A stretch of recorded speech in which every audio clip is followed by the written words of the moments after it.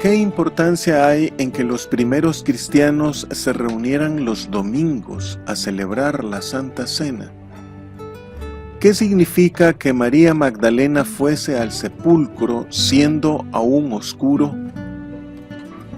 ¿Qué importancia hay en que estuvieran los lienzos solos y que el sudario estuviese puesto aparte? Pedro y Juan vieron y creyeron, pero ¿cómo define la Biblia esta fe de ellos? El primer día de la semana, María Magdalena fue de mañana, siendo aún oscuro, al sepulcro, y vio quitada la piedra del sepulcro. Entonces corrió y fue a Simón Pedro y al otro discípulo, aquel al que amaba Jesús, y les dijo: se han llevado del sepulcro al Señor y no sabemos dónde le han puesto. Y salieron Pedro y el otro discípulo y fueron al sepulcro. Corrían los dos juntos, pero el otro discípulo corrió más aprisa que Pedro y llegó primero al sepulcro. Y bajándose a mirar, vio los lienzos puestos allí, pero no entró. Luego llegó Simón Pedro tras él y entró en el sepulcro, y vio los lienzos puestos allí, y el sudario que había estado sobre la cabeza de Jesús no puesto con los lienzos, sino enrollado en un lugar aparte. Entonces entró también el otro discípulo que había venido primero al sepulcro, y vio y creyó, porque aún no habían entendido la escritura que era necesario que él resucitase de los muertos. Y volvieron los discípulos a los suyos. La resurrección de Jesús. Estudio del Evangelio del apóstol Juan.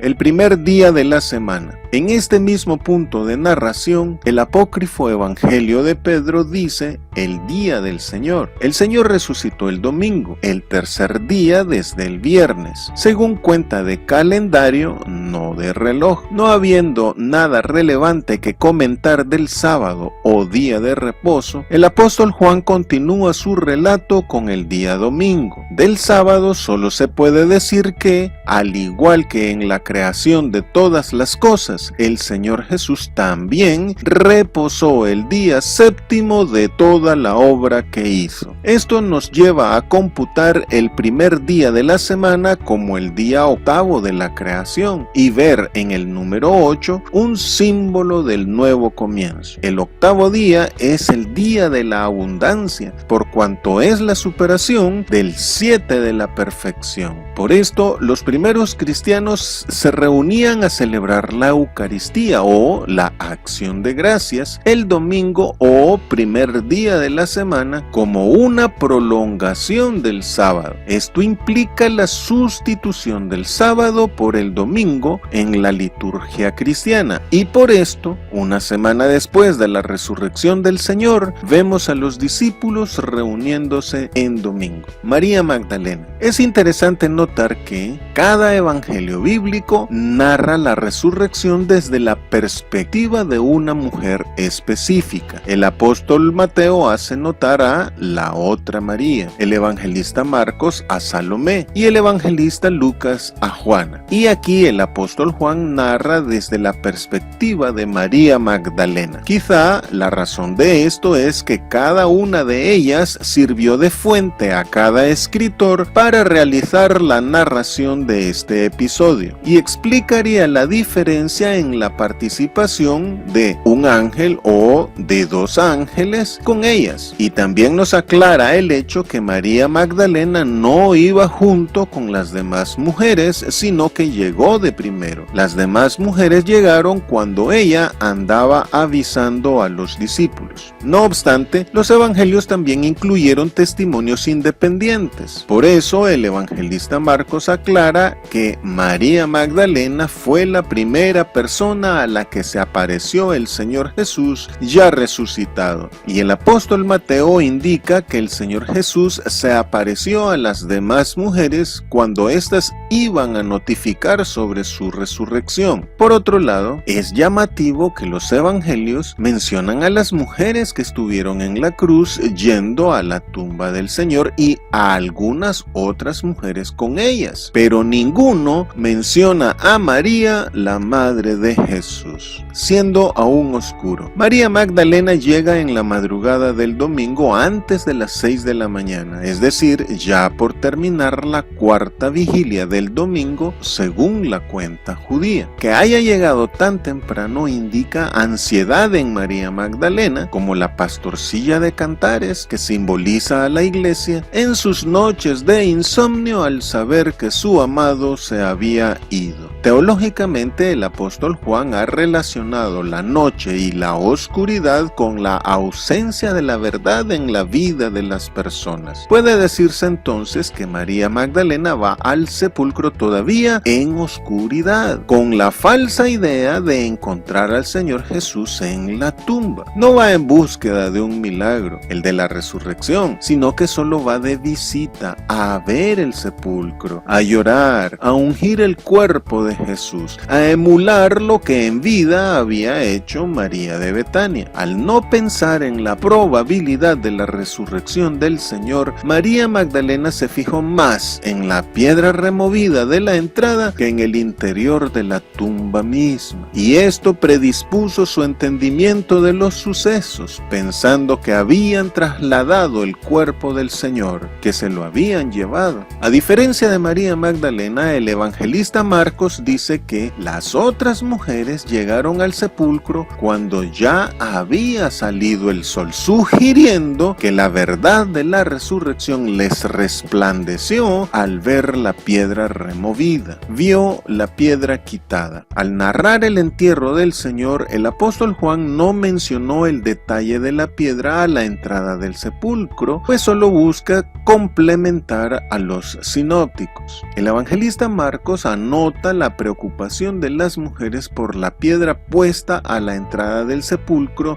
diciendo que era muy grande, pero que la hallaron removida. Y el apóstol Mateo aclara que la piedra fue apartada por un terremoto provocado por un ángel, cuyo aspecto era como un relámpago y su vestido blanco como la nieve, y que causó pánico y desmayo en los soldados. Pero la piedra no fue quitada para que Jesús saliera, pues cuando el Señor Jesús entró donde estaban los suyos, entró estando las puertas cerradas. La piedra fue removida para que se pudiera ver el sepulcro vacío. Entonces corrió. El texto griego dice literalmente: viniendo temprano en la mañana, aún oscuro, hacia adentro a la tumba, entonces corrió. María Magdalena no solo vio la piedra quitada, sino que se percató que el cuerpo del Señor no estaba porque ingresó al sepulcro. Así, cuando el apóstol claramente dice que entró a la tumba hasta después de avisar a los discípulos, significa que fue su segunda inspección. Mientras María Magdalena corría a avisar a los apóstoles, llegaron las otras mujeres siendo ya de día, y cuando éstas entraron al sepulcro, vieron al ángel que les anunció la resurrección del Señor, y se fueron huyendo del sepulcro porque les había tomado temblor y espanto. Ni decían nada a nadie durante el camino porque tenían miedo, pero iban con temor y gran gozo. Pero María Magdalena, cubierta por la oscuridad de la noche, aunque pensó en una tumba vacía, lo hizo por la razón equivocada, y no corrió con gozo, sino con angustia, porque temiendo lo peor, supuso erróneamente que algunos habían robado el cuerpo del Señor. Pero ya de día, al ingresar por segunda vez a la tumba, no solo el ángel se mostró a María Magdalena, sino que el mismo Señor Jesús se le mostró ya resucitado. Si al igual que María Magdalena, nosotros hemos ingresado a la iglesia y aún no hemos recibido la visita del Señor, renovemos nuestro pacto con Él para que su luz nos alumbre,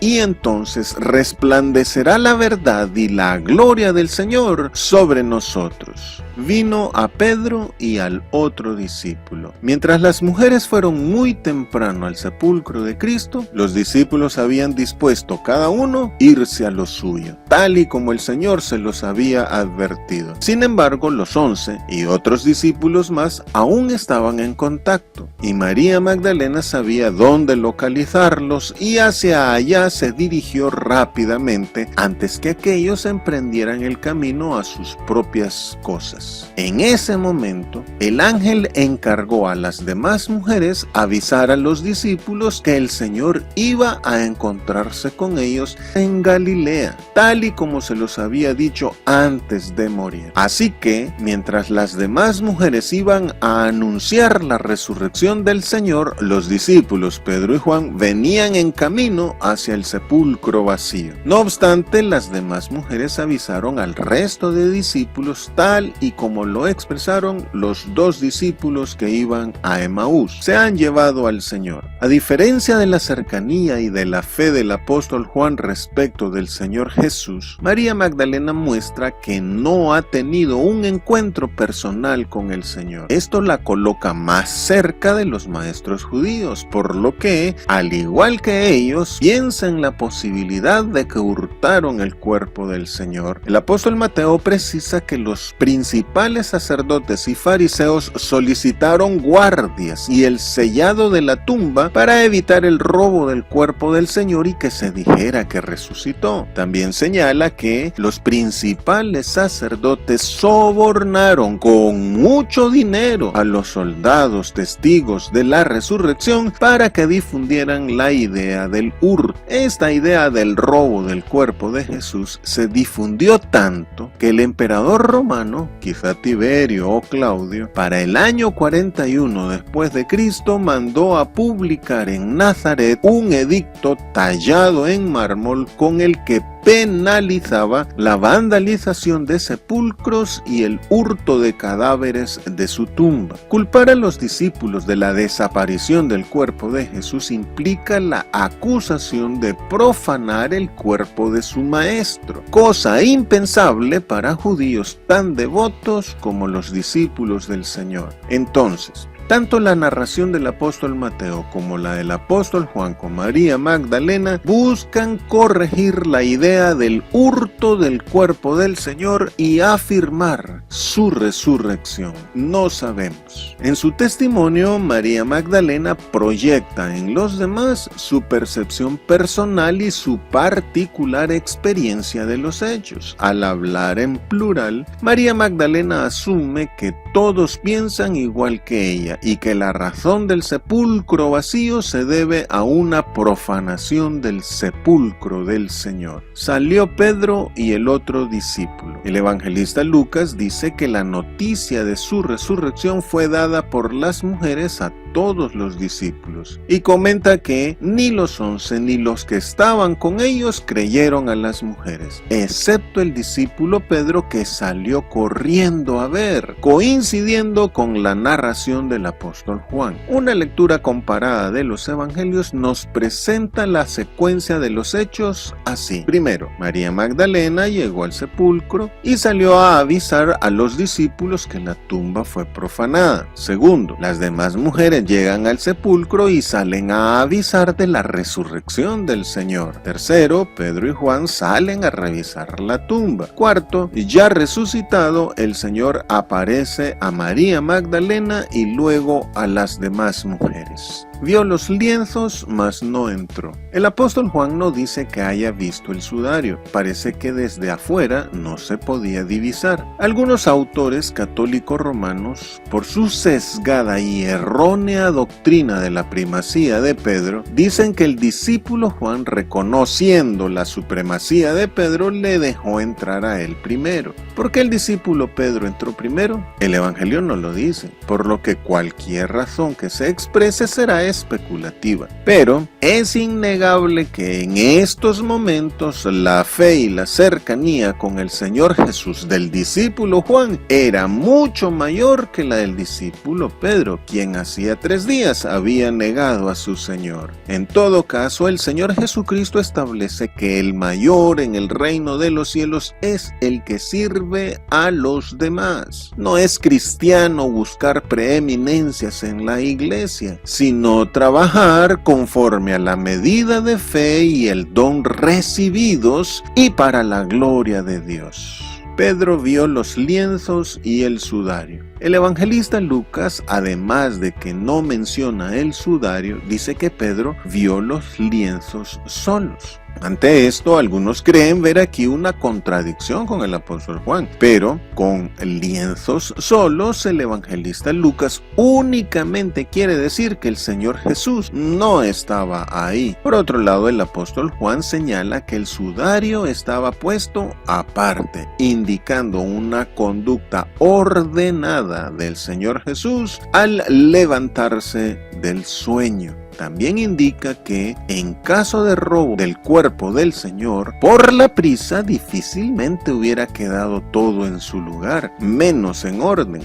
El otro discípulo vio y creyó. Algunos manuscritos dicen vieron y creyeron. El que el apóstol Juan diga que él creyó no significa que el discípulo Pedro no lo haya hecho. El evangelista Lucas especifica que el discípulo Pedro se fue a casa maravillándose de lo que había sucedido. La afirmación del apóstol Juan vio y creyó respecto de sí mismo va únicamente en el sentido de presentarse a sí mismo como testigo idóneo en lo tocante al verbo de vida. A diferencia de María Magdalena, el discípulo Juan pensó en la resurrección del Señor y no en el robo del cuerpo. Y sin intervención de ángeles, creyó a lo que el Señor había dicho. No obstante, inmediatamente el apóstol dice que ni él había entendido que era necesario que el Señor Jesús resucitase de los muertos. Y el evangelista Lucas dice que tras su resurrección el Señor debió abrir la mente de sus discípulos para que entendiesen las Escrituras. Significa pues que aunque los discípulos creyeron en Jesús al ver la tumba vacía, su fe no era plena. El que María Magdalena no haya pensado correctamente no afectó su fe en el Señor, ni su predicación, ni su llenura del Espíritu Santo. Fueron las apariciones del Señor Jesús las que hicieron la diferencia en la percepción de todos los discípulos. Al igual que Jacob con el ángel, los discípulos obtuvieron la conversión completa en su encuentro personal con el Señor Jesús ya resucitado. La mayoría de nosotros también creemos sin tener la comprensión completa o al menos adecuada del mensaje bíblico. Pero a diferencia de los discípulos del Señor, nosotros somos más dichosos por creer sin haber visto. Y esta dicha se debe al testimonio del Espíritu Santo mediante sumo gozo en nosotros por la irrefutable e irrebatible convicción en nuestros corazones de la resurrección del Señor.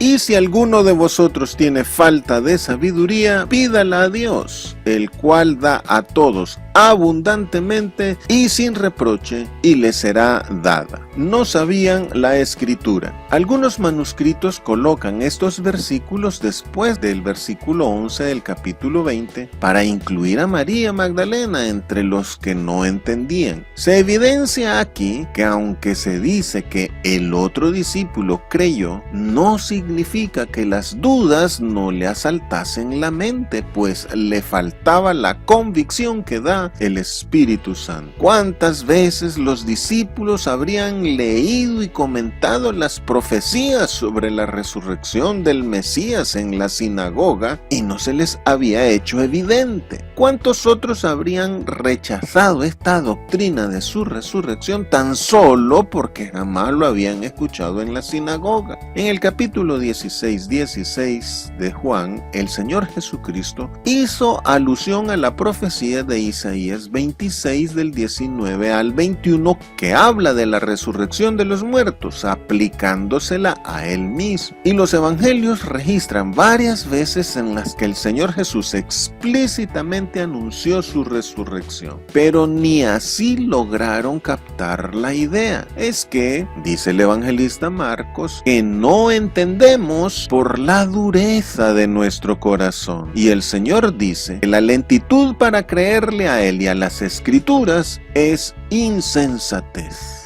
Era necesario que resucitase. El apóstol Mateo también así lo establece. Y el apóstol Pablo aclara diciendo: si Cristo no resucitó, vana es entonces nuestra predicación, vana es también vuestra fe, y aún estáis en vuestros pecados. La resurrección de Cristo y la nuestra es parte del plan salvífico de Dios, porque la carne y la sangre no pueden heredar el reino de Dios, ni la corrupción hereda la incorrupción.